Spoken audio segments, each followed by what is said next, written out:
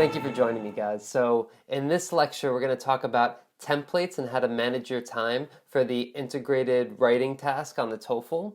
And the reason that this is important, this lecture in particular, is because you're going to learn a structure for thinking about the question and for writing the question as well. And so you'll have a good foundation for answering almost any integrated writing question. All right, let's get into it. Now that we know more about how to take notes, we're going to move on to managing your time and actually writing your essay and using a template to do it. So remember, the clock is your friend, okay? So I know the clock can be a little scary. You see a little clock come up on the top right hand of your screen and you see it counting down, and that can really make you nervous. It's hard to get used to. Uh, it is your friend in the sense that it tells you where you are and how fast you need to get to the next step. Okay, so the clock is your friend. It's there to help you, not to stress you out, not to make you nervous. So become friends with the clock.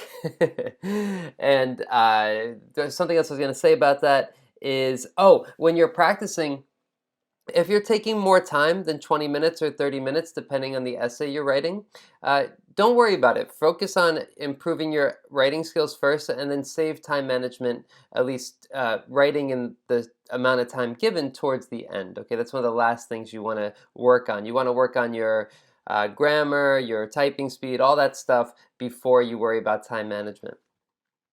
So this is the kind of breakdown, and I'll go step by step. The first step is to gather your notes and outline the essay. This should only take 2 minutes or less. It actually doesn't even have to take 1 minute.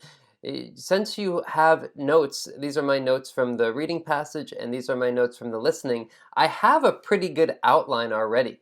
My notes are the outline, because the introduction is going to be the stance of the reading and the listening, and then the first body paragraph is going to be the first reason. The second body paragraph is going to be the second reason, and the third body paragraph will be the third reason. So I actually don't really need to write an essay, at least I don't feel that I do.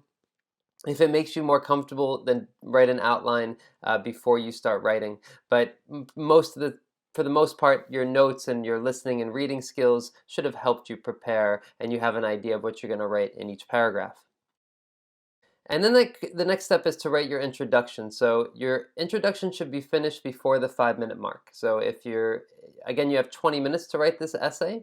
The essay should be about 250 to 300 words. So if it's after 5 minutes and you only have 15 minutes left and you haven't finished your introduction, you have to kind of hurry and finish your introduction. This is my introduction for turtle excluder devices. The parts highlighted in gray are part of the template.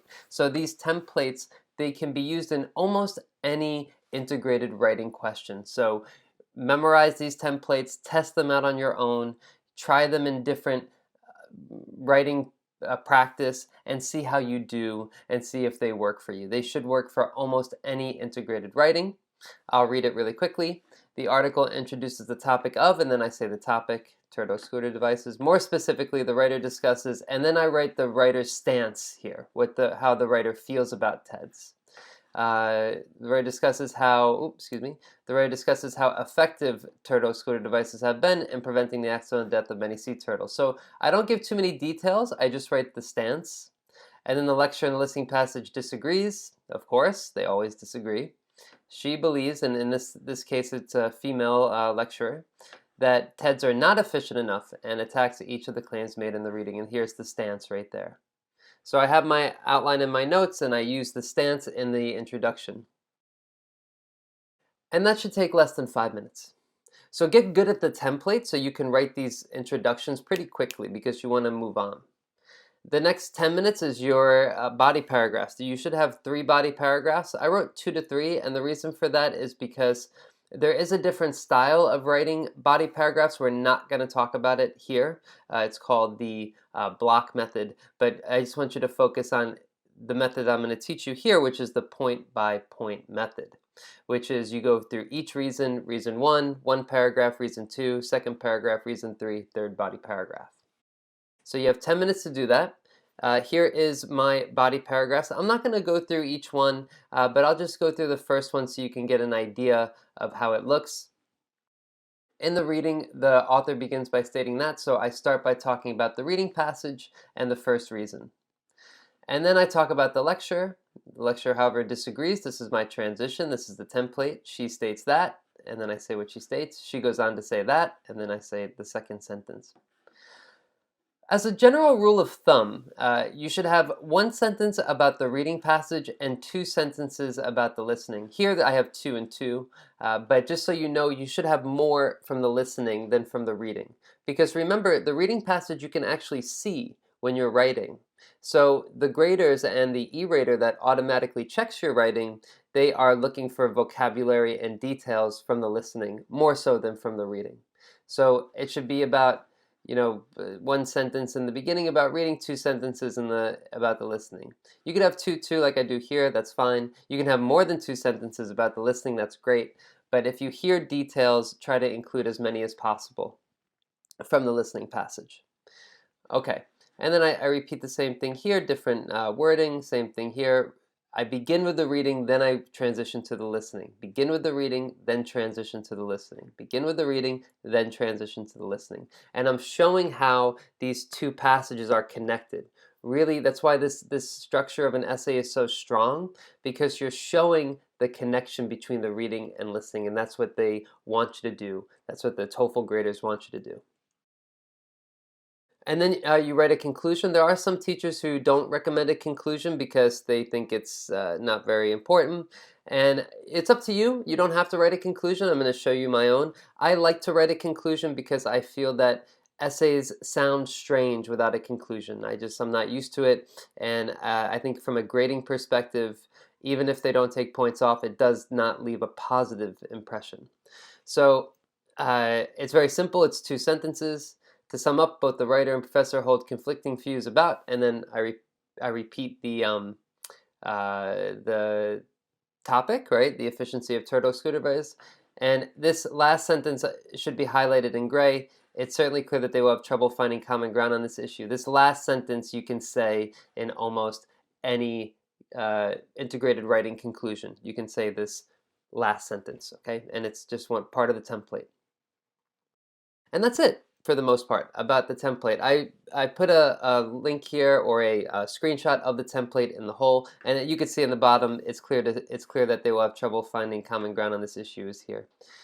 And in parentheses I put the which you should put here. So like general topic and stance of the author, stance of the professor, and so on and so forth. So you can just pause the video and look at this and write it down somewhere or take a screenshot so you can practice using this template on your own the next time you write an integrated writing question. And one thing that students ask me when they learn about templates is if they will get penalized for using a template. And the answer is no, you will not. The reason why is because the graders are not told that they should take points off for templates. That most people have a different template, and most people don't even use templates, and also most academic writing follows a very similar structure, so it would be very hard to tell the difference between a template and not a template, to be honest, because most academic writing is very similar. So you're not going to get penalized for using a template. I have talked to TOEFL graders before about this. They do not take points off for it, so don't worry about that. And one more thing is to don't include any outside information. Everything must be from the reading or listening.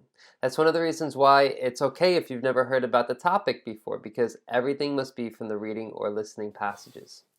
Hopefully by now you have a better idea of how to structure your essay and how you should write in order to score high for the integrated writing essay. Okay, but we got one more thing to talk about the integrated writing, and that is about grading your own responses and editing your own responses. Really important to do. It's that last step that's really going to help bring this all together about the integrated writing. All right, so I'll see you there.